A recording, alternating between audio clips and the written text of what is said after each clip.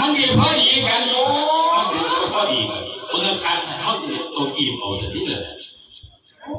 โอ้ยป่านแห้งก็ข้างเห็นนั่นแต่ยันพี่ตาเอาอยู่ในพอเอ้ยเจ้ากระไดเนาะข้างที่เอาผัวนั่นที่ไล่การนี่ไอ้เอาเรื่องบ้านน้องแค่นั้นก็ได้อึดหรอกนี่พอเดียวตอนนี้แหละรูปรอที่สุด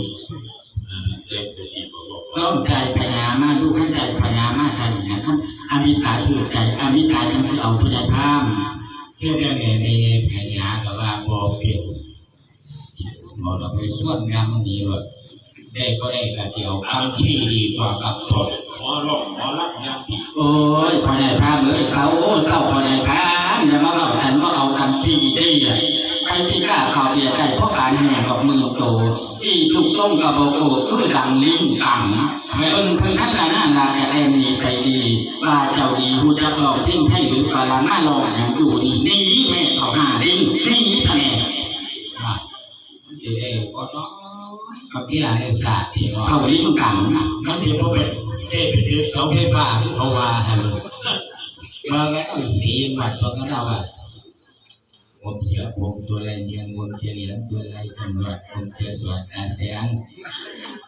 ขอให้ฤทธิ์ของพี่ซุยบ้านน้องกุดแค่มีแห้งเหมือนทางสารคันตัวเองเขาในบ้านได้เสียงคนเขาได้ดงได้เสียงเสียงอาปากคลองสาวแม่ห่างนั่งรอเป็นล้านอยู่นั่น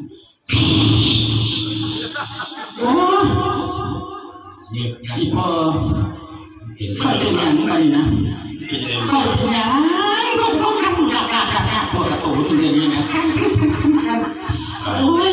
มันถือของข้ามมาแล้วต้องมาถือของข้ามเลยพ่อเราขั้นหลักตัวนี้นะขั้นไหนลูกหลานขั้นเลยขั้นเลยตัวตรงประตูนี่ยกเองลูกหลานมึงเบิ้ง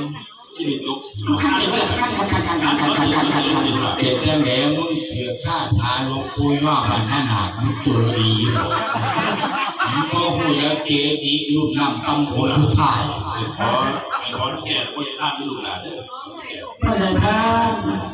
ก่อนยาแก้ขั้นเลยพระนายยาแก้ขั้นแล้วดีโยยาห้าเดียว